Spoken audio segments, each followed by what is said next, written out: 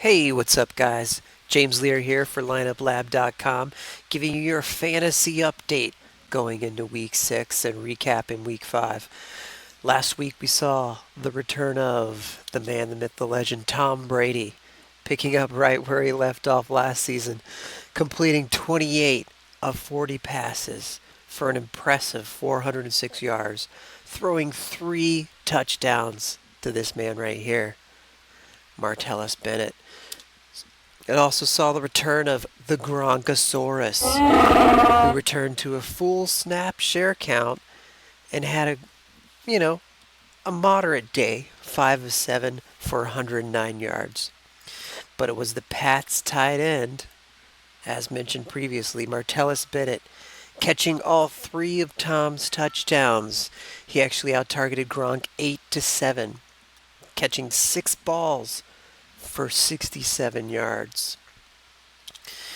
Julian Edelman, okay game, but I look for him to get more involved as time goes on.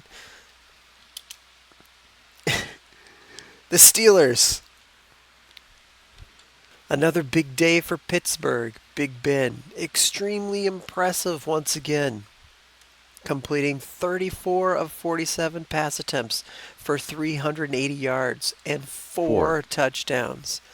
The huge performance came not from Antonio Brown or Le'Veon Bell, but from rookie speedster Sammy Coates, who caught 6 of 11 targets for 139 yards with 2 touchdowns.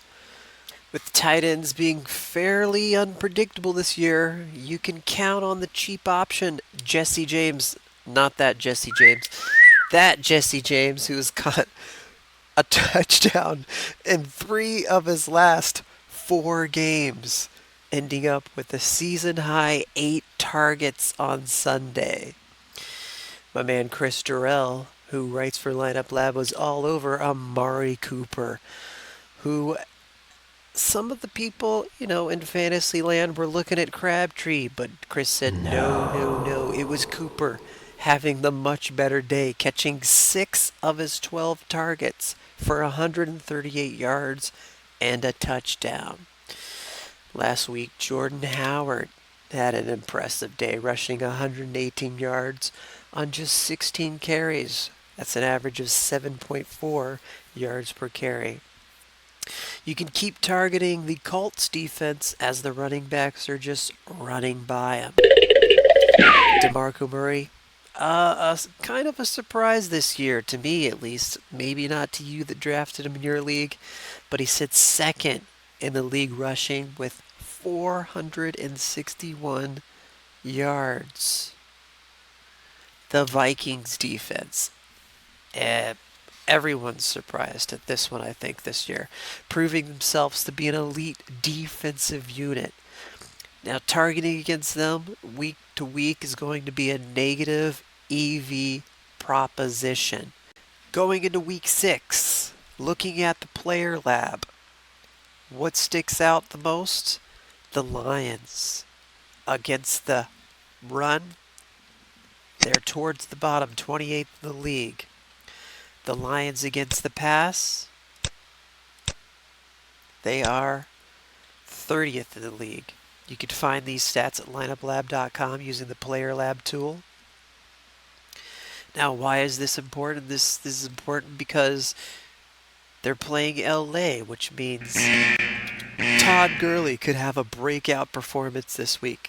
I know he's been disappointing all of you guys out there who drafted him in your fantasy leagues, but look no further than this week. He should have an impressive week against the Lions. Now, the Dolphins really struggling through the first 5 weeks. Their defense rates as one of the worst in the league, allowing over 400 yards per game to the opposition. And each game this year, they have either allowed a 100-plus rusher or a 100-plus receiver, and rank as the top pace team when looking at opponent plays allowed per game at the very top in the Player Lab tool. You can filter it by pace, And there they are, right up at the top. So what does that mean? That means look at the Steelers this week. Stack, stack, stack. Huge, huge, huge. Steelers everywhere this week. Thursday night. Tonight. The Broncos versus the Chargers. Finally, we have a Thursday night game that doesn't potentially suck. Look for my man Emmanuel Sanders, who's been targeted 51 times to Demaryius Thomas's only targeted 34 on the season. So that's 17 more targets. Should have an impressive night. Also, C.J. Anderson, top 10 in the highest projected attempts this week. You could filter those at the Player Lab tool. Projected attempts, 18.53. He's in the top 10. He's also tied for 15th among running backs with 19 targets in the passing game. For San Diego, Phillip Rivers is 4th in the league with 1,469 passing yards and has averaged basically the second most yards per attempt at 8.54. It's over here. Yards per attempt, 8.5. Tom Brady has one game, so these two, probably will go down. Phillip Rivers has been splitting the targets between Travis Benjamin, who has 39, and Terrell Williams with 34. Williams is coming off a 100-yard game and a touchdown. You might want to look at him to be the much better play on DraftKings, only costing $4K, more bang for your fantasy buck. Denver, while being great against the pass this year, has struggled against the run, allowing 115.4 yards per game, which means look for Melvin Gordon, of course, a fantasy favorite everywhere. He's gotten at least a touchdown every single game this year. He's received 14-plus carries in each game and has seen a total of 18 targets for one receiving touchdown this season. Looking forward to Sunday, the Steelers versus the Dolphins. I already mentioned this before, but over the last 2 weeks, Big Ben has been dominating, throwing for 680 yards and 9 touchdowns. That's 29-plus fantasy points per week on both websites. The Steelers will be a team that you stack, stack, stack, stack. Stack them all. Big Ben with Antonio Brown. Or you can stack Big Ben, Jesse James, Big Ben, Sammy Coates. Or you can stack Big Ben and Bell. You can stack them all.